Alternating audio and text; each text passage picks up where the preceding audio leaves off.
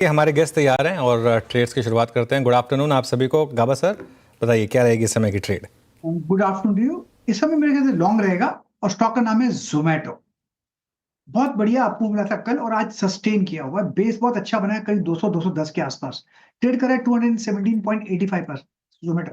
Stop लगाना चाहिए सिर्फ ₹2 का, 215 का स्टॉप लगाना चाहिए। नियर टर्म टारगेट 225 के पॉसिबल है जोमेटो में। यस जोमेटो। ओके, जोमेटो में आपका एक बाय कॉल है 218, ऑलमोस्ट ही 218 प्राइस स्ट्राइक करता हुआ। कविता जी गुड आफ्टरनून, आपका ट्रेड इस वक्त का। Very good afternoon Viren ji, good afternoon everyone. Well मेरा ट्रेड भी एफएमसीजी से है, that is on Tata consumer.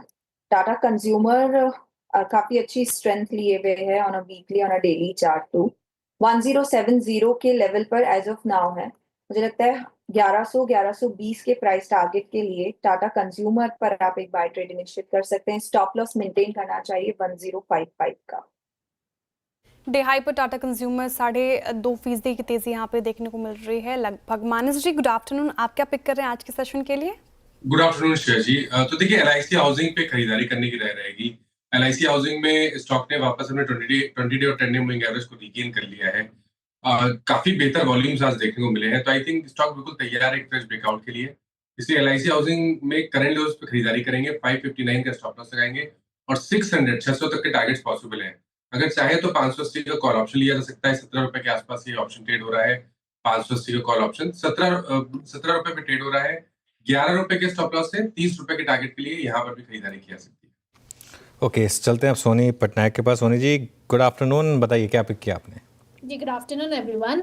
मेरा यहाँ पे बाय रहेगा पिडिलाइट इंडस्ट्रीज पे। पिडिलाइट यहाँ पे अपने 200 डे ईएमए को क्रॉस करने की आज कोशिश कर रहा है। पॉजिटिव डाइवर्जेंस है चार्ट्स पे और यहाँ पे काफी अच्छा एक बेस बन रहा है ऑप्शन चेन में 2900 के पुट में। सो फ्यूचर्स पे बाय कर सकते हैं 2930 लेवल पे। स्टॉप लॉस यहाँ पे रहेगा 2900 का। टारगेट है 2960 और 2980। ओके, पिडलाइट कॉल हो गई यहाँ पे। अब आपकी एक चलते जतिन गेरिया जी के पास। जतिन जी गुड आफ्टरनून, आपका ट्रेड इस वक्त का। Good afternoon everyone. तो हमारा जो ट्रेड होगा वो हिंदुस्तान यूनिलीवर में होगा। पिछले दो वीक के जो हाई है उसके ऊपर जाके ट्रेड कर रहा है, तो हमें लगता है कि एक अच्छा खासा अपमूव देखने को मिल सकता है हिंदुस्तान यूनिलीवर में। करंट स्तरों से लॉन्ग करने की सलाह रहेगी। स्टॉप लॉस रखना होगा 2264 का और ऊपर में हम टारगेट एक्सपेक्ट कर रहे हैं 2416 के। ठीक है, एचयूएल बाई साइड की ट्रेड जतिन जी की तरफ से आती हुई। अब बताइए मयूरेश जी गुड आफ्टरनून आपको। जिस तरीके से कल भारी बिक वाली थी बाजार में, आज तेजी है, ऐसे में आपकी तरफ से कौन से स्टॉक्स आएंगे? Afternoon Shreya ji, afternoon Anuj ji, afternoon Viru ji and afternoon to everyone on the panel. तो हमें लगता है आई थिंक चुनिंदा एनबीएफसीज में अच्छी खासी स्ट्रेंथ एग्जिबिट हो रही है। ऑब्वियसली एक्सपेक्टेशन यही है कि कल जो रेट कट आएगा 25 बिप्स का, इससे जो कॉस्ट ऑफ बोरोइंग होगी ये अच्छी खासी कम हो सकती है और एक अच्छी खासी ग्रोथ ओरिएंटेड प्लान शायद आरबीआई सामने रख सकता है। हैविंग सेड दैट, आवास फाइनेंशियर्स ये हमें ठीक ठाक लग रहा है, जिनके पास से बिल्कुल बने रहना चाहिए ये स्टॉक के साथ। दो तीन की रीजंस आई थिंक, अगर आप एयूएम ग्रोथ देख रहे हैं तो वहां पे एक ठीक ठाक बढ़ोतरी हमें देखने मिली है पिछले कई तिमाहियों तक का। दूसरा, अगर आप निम्स का प्रदर्शन देखेंगे तो जो 7.5% की निम्स है, अगेन द एक्सपेक्टेशन कि आरबीआई रेट कट करेगी और सेकंड हाफ में और भी रेट कट्स आ सकते हैं, इसके उम्मीद में मुझे लगता है कि निम्स का जो एक्सपेंशन हो सकता है ये काफी सिग्निफिकेंट हो सकता है। जहां तक एसेट क्वालिटी का सवाल रहा है, मुझे लगता है जो जीएनपीएस एनपीएस है वेल मैनेज्ड है। थोड़ी सी एक अपटिक दिखी थी quarter on quarter, but I think at 1.14% gross NPAs, at 0.81% net NPAs, ये काफी मैनेजेबल है in my opinion. And again I think a large part of their pool जो सैलरीड है, सेल्फ एम्प्लॉयड है, और जो टिकट साइज है ये पूल के 85% of their overall loan book ऐसा है जहां पे टिकट साइज 15 लाख के नीचे है, जो आरओएस और आरओईज को सपोर्ट करता है। ROEs at 14% and ROEs at significantly higher levels. तो हमें लगता है आई थिंक आवास आपके डेफिनेटली नजर में रहना चाहिए। जो रेटिंग, रैंकिंग्स, इंस्टीट्यूशन होल्डिंग हम कैंसिल में देखते हैं, ये सारे पैरामीटर्स ये स्टॉक को।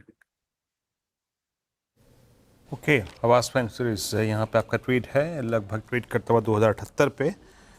जितनी कॉल्स की उसमें सब बाय ट्रेड है। जोमेटो प्रकाश सर का, कविता जी का टाटा कंज्यूमर, मानस जी ने एलआईसी हाउसिंग फाइनेंस, जतिन जी ने एचयूएल को पिक किया और सोनी पटनायक जी का पिडिलाइट था। और अब आते हैं कुछ ऐसे न्यूट्रल स्टॉक्स को पकड़ने की कोशिश करते हैं जिनका कल के इवेंट से एक सरोकार भी है और ऑप्शन एक्टिविटी बहुत स्ट्रांग है। एक बार लेके आइएगा आईसीआईसीआई बैंक। कल की कैंडल को देखेंगे तो आपको कुछ समझ में नहीं आएगा। वाइल हायर शेडो यानी न प्राइस ऊपर टिका, वाइल लोअर शेडो न प्राइस नीचे टिका, और बॉडी यानी ओपन क्लोज 20-50 के बीच में थी। और आज की कैंडल भी कुछ इसी प्रकार की है। बट मैं जब इसको ऑप्शंस पे देख रहा था, सोनी जी एक बार जरा इसकी इंट्राडे में 1300 की पुट लेके आएंगे प्लीज़। मैं देख रहा हूँ कि कॉल आइटर्स अगर कहीं से शुरू कर रहे हैं आज तो वो है 1330 की स्ट्राइक से और all the way towards I think 1360। एक बात सोनी जी लग रहा है ना, आई मीन आज 1300 की पुट ओवरटेक कर गई है कॉल के आउटस्टैंडिंग वाई को। आपको लग रहा है एक रीजनेबल स्टॉप लॉस के साथ आईसीआईसीआई बैंक क्रिटिकली पॉइज्ड है इस रेंज में एक मूव के लिए, अगर थोड़ा सा भी पॉलिसी हमारे फेवर में रही तो? वीरेंद्र जी, मुझे लगता है कि अगर क्रॉस कर पाता है 1310 1315 लेवल्स तो शायद ओवरटेक कर सकता है। अभी भी मुझे लगता है कि पुट राइटर्स में काफी वो एक स्ट्रेंथ डोमिनेट कर रहे हैं ये लेवल को। ओवरऑल क्लोजिंग बेसिस पे थोड़ा सा वेट एंड वॉच करने की जरूरत है, बट क्रॉस करता है अगर 13-15 के ऊपर एटलीस्ट तो वहां पे पुट राइटर्स एग्जिट होंगे, तब जाके उनका डोमिनेंस उस स्ट्राइक पे एंड होगा एंड स्टॉक टुवर्ड्स 1350 लेवल्स भी टेस्ट कर सकता है।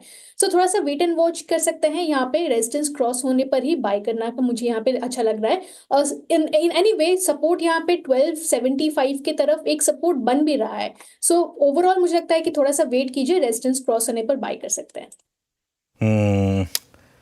ओके चलिए, वैसे आजकल ना वीरो हमारे जो व्यूअर्स हैं ना उनमें काफ़ी कलाकारी आ रही है आजकल।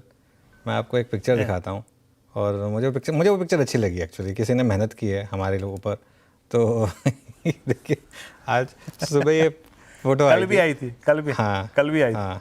हाँ बिल्कुल कल भी आई थी। कल भी आई थी। बस मेरी आंखें बंद हैं इसमें, आपकी आंखें खुली हुई हैं, बस वो थोड़ा सा एक डिफरेंस है। बट अच्छा काफ़ी क्रिएटिव लग रहा है ना। हाँ अच्छा है। कल की पिक्चर में हम सबको इंक्लूड किया गया था, आपको, मुझे, आशीष को, प्रकाश सर को, मेरे ख्याल से श्रेया और कंचन का भी अगर आप देखें श्रेया और कंचन की भी थी इंटरेस्टिंग है ना। हाँ वो उनकी भी फोटो थी, वो भी लगाने की कोशिश करेंगे, वो भी उनकी भी फोटो थी। पर अच्छा है काफ़ी, थोड़ा सा मतलब अब मार्केट में इस समय लोगों के पास टाइम भी काफ़ी है एक्चुअली। बट इसमें आई एम श्योर कि वो देखिए वो ट्रेडिंग बाबा करके एक ट्विटर अकाउंट है शायद उन्होंने बनाई थी, उनका कॉपीराइट है, हम इसलिए लिखा भी हुआ है कॉपीराइट, तो ये हमारी इमेज नहीं है, पहले से बोल रहे हैं, एक व्यूअर ने बनाई है इसके लिए। क्रिएटिविटी अच्छी लगी मुझे तो इसके लिए सोचा इसको थोड़ा सा लिया जाए। चलिए anyway back to the market, और एक बार जरा आप लेकर आइए HPCL, Hindustan petroleum corporation limited. आज का अब मैं कहूँगा easily your stock of the day, क्योंकि खुला गैप अप, उसके बाद मौका दिया लोअर लेवल पर, और अब देखिए क्या डे हाई पर शानदार तरीके से अभी ये स्टॉक यहाँ पर काम करता हुआ। इस पर एक व्यू हो जाए। मानस HPCL ऑयल मार्केटिंग कंपनीज में सबसे ज़्यादा हाई बीटा स्टॉक यही है, कैसे ट्रेड करेंगे इसे अब? देखिए पॉजिटिव है दोनों चीज, दोनों BPCL HPCL अगर हम दोनों की बात करें तो दोनों पॉजिटिव लगते हैं। अगर HPCL की बात करें तो आई थिंक स्टॉक ऑलरेडी अपने 200 डे मूविंग एवरेज के ऊपर कंसोलिडेट हो रहा है, एक फ्लैग पैटर्न बन रहा है, और अगर 375 के ऊपर निकलेगा तो मेरे ख्याल से 420 तक की रैली भी स्टॉक दिखा सकता है। तो बिल्कुल यहाँ पर पोटेंशियल है इस तरह के मार्केट में जहां पर इतनी वोलेटिलिटी है। आई थिंक ये एक सेफ बेट रह सकता है, जहां स्टॉप लॉस आप 354 का लगा के पोजीशन ट्रेड लीजिए 410 और 420 के टारगेट के लिए। ये होगी HPCL पे बात, और मैं एक छोटा सा आपको पॉइंट कंसिडर करना चाहता हूँ।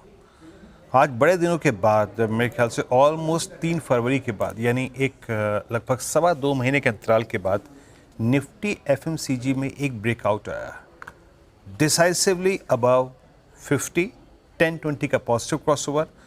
लुक एट, एक बार जरा मैं आपको पूरी स्विंग जनरेट करके दिखाता हूँ पूरे सेक्टर की। निफ्टी FMCG में ब्रिटानिया पहला स्टॉक रखिएगा अबव ऑल मूविंग एवरेजेस, और ये 10 फरवरी के बाद के हाईएस्ट क्लस्टर पे। कोलगेट, पहले नेस्ले बोला मैंने, कोलगेट अबाउट 20, डाबर में रिकवरी है, शॉक जोन से बाहर निकल के आता हुआ। उसके बाद Emami flat, Godrej CP above all moving averages. उसके बाद हिंदुस्तान यूनिलीवर पोस्ट 5 फरवरी 50 डेमा के ऊपर, ITC स्ट्राइकिंग 50 डे पोस्ट 5 फरवरी, उसके बाद मैरिको 7 फरवरी के बाद की हाईएस्ट ट्रैजेक्टरी पे आके ट्रेड करता हुआ, नेस्ले भी अपने 100 डे के ऊपर ट्रेड कर रहा है, पतंजलि को स्किप करता हूँ, रेडिको खितान को स्किप करता हूँ और टाटा कंज्यूमर एक बुलिश फ्लैग पे ऑलमोस्ट फ्लोट करता हुआ। ये जतिन थोड़ा सा अपना एनालिसिस प्रस्तुत कीजिएगा, आप लोगों की FMCG में रीडिंग क्या है? ये पूरा सेक्टर, पूरा स्पेस लोअर लेवल से इमर्ज हो रहा है। मैं ये प्रश्न इसलिए पूछ रहा हूँ क्योंकि इट होल्ड्स बेटर रिवॉर्ड। आपका व्यू क्या चेस करना चाहेंगे with the bit of risk element? देखिए, कल से आज तक में जो एक सेक्टर होल्ड आउट किया है वो है FMCG। आई थिंक 2 दिनों का जो फॉल हुआ था उसमें FMCG ने जरा भी on the down side participate नहीं किया है। हमें लगता है कि जो भी FMCG सेक्टर के स्टॉक्स है, Godrej consumer products, Hindustan Unilever, Marico, ये सब स्टॉक्स में जो स्ट्रक्चर है अभी भी पॉजिटिव है। अगर जो आई थिंक आज का मेरा ट्रेडिंग पिक भी हिंदुस्तान यूनिलीवर ही है और पिछले आई थिंक कल के शो में हमने गोदरेज कंज्यूमर प्रोडक्ट्स भी बाय किया था। तो हमारा व्यू FMCG स्टॉक्स पे पॉजिटिव ही है और गोदरेज कंज्यूमर और हिंदुस्तान यूनिलीवर हमारे प्रिफर्ड पिक्स रहेंगे। ठीक है, गोदरेज कंज्यूमर और हिंदुस्तान यूनिलीवर टॉप पिक्स रहेंगे FMCG सेक्टर से। काफ़ी शानदार तेज़ी इस पूरे पर्टिकुलर स्पेस में हमें देखने को मिल रही है। नेस्ले इंडिया भी देखिए डे हाई के आसपास कारोबार करता हुआ, शानदार तेज़ी FMCG में भी। इनफैक्ट कल आप देखिए भारी बिकवाली थी मार्केट में, लेकिन FMCG सेक्टर में ही कम डेंट पड़ता हमें नज़र आया।